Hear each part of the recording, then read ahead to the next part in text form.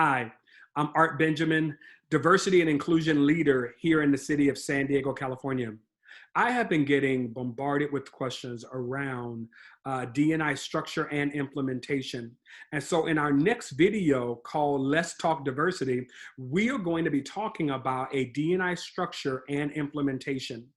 I'm coming to you here from my home, and so I wanted to make this super personal as we dive into how to create or how to structure the work of diversity and inclusion within your organization. All right. Uh, it is important for us to understand that we must provide dedicated support and structure with authority and budget to effectively implement a D&I work. There must be both authority and budget to implement an effective D&I work. Now, again, that key word there is effective. I want to make sure that organizations understand that you cannot expect transformation from a D&I leader without that D&I leader having the necessary authority and the necessary budget to make the work move within your organizational system. All right. As a reflection of how important the D&I work is, there must be a dedicated person with D&I expertise on the management team. This leader must be able and flexible to interact with all levels of leadership, the board of the organization, as well, if the organization's size warrants it, that D&I leader should have staff, that they should have support staff to assist with the transformational work of diversity and inclusion within your organization. And again, that can vary based on size of organization. I know some of our credit unions are smaller, so you may only be able to have one person who leads this work without a staff. But I would tell you that if you have 300 or more employees, you probably should have a D&I leader and at least one staff, because 300 is a lot to do transformation in with just one person. All right. Additionally, this D&I leader should be able to network with other D&I leaders. This D&I leader should be able to attend trainings, should be able to attend workshops. So there should be budget set aside for this person to remain connected to the industry of diversity and inclusion so that they can stay aware and abreast of best practices. This benefits you, this benefits your organization, this benefits the transformation of your organization. And so not just setting aside budget for salary, not just setting aside budget for a couple of events, but setting aside budget for your D&I leader to remain connected and to remain aware and at the forefront of the conversations around diversity and inclusion. That is going to be important for any D&I leader. Now, as we talked about previously, I usually like to go through and talk about how to assess where your D&I work is as it relates to D&I structure and implementation. And so we're going to be using, again, the Global Diversity and Inclusion Benchmark Guide as a way to assess where our organizations are as it relates to D&I structure and implementation. And so let's go through a couple of these. Now, again, you got to remember, level 1 is inactive, level 2 is reactive, level 3 is proactive, level 4 is progressive, and level 5 is best practice. And I've stated this to you before, that every organization, if it is going to be considered effective or creating a strong D&I work, it must be at minimum be a level 3. It must be a level 3 at minimum to classify your program as effective or strong. All right, so let's go through a couple of the different layers, a couple of different levels, and that way you can hear and assess where your organization is. All right, again, level 1 is inactive. There is no organizational structure or budget for D&I. No one in the organization has formal training or responsibility for addressing diversity and inclusion issues. That, again, is inactive.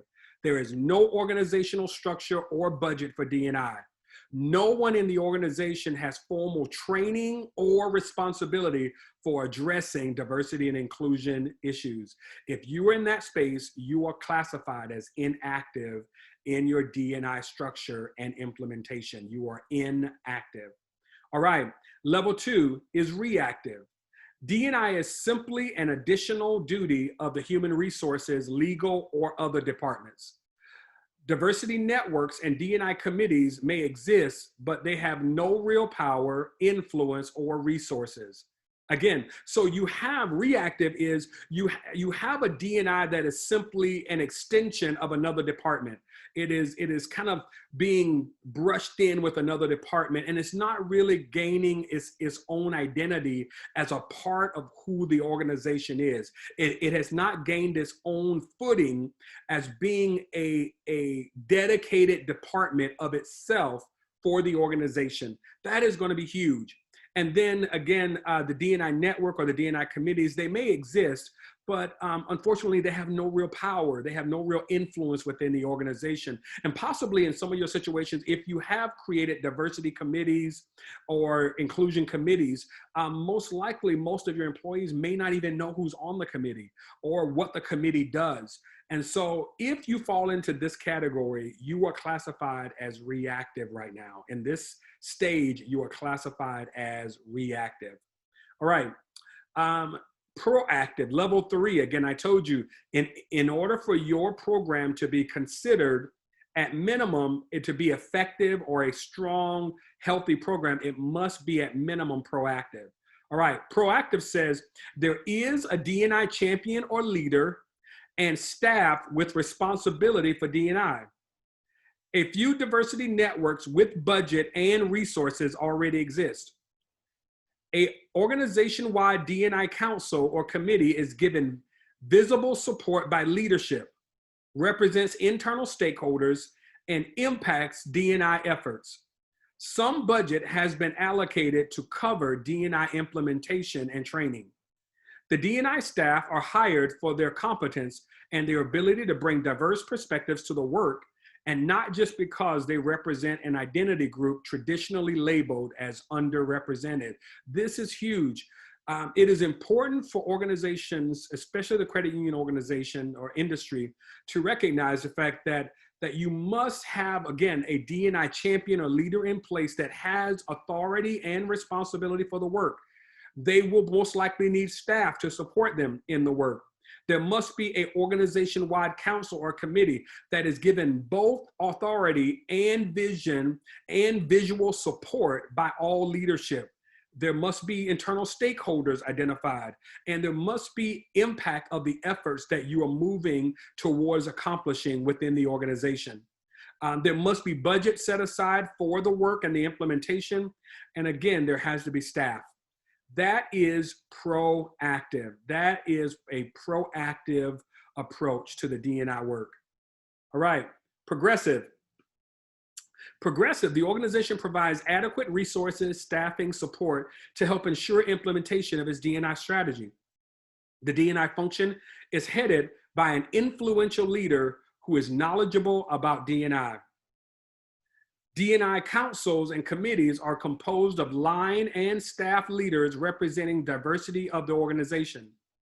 Diversity networks are recognized as credible, valued resources to the organization. This is what you get when you classify yourself as being proactive. The organization has plenty of resources. There's staffing, there's support, there's credibility to the program. The leader that is leading the program has full verbal support, has full physical support from the leadership of the organization. The council represents a diverse population within the organization. The council has authority. The leader has authority. The council has support. The leadership has support. All of these things must be in place, and then you have to be willing to back it with budget. This is how you strategically align your D&I work structurally within your organization. All right, that is proactive.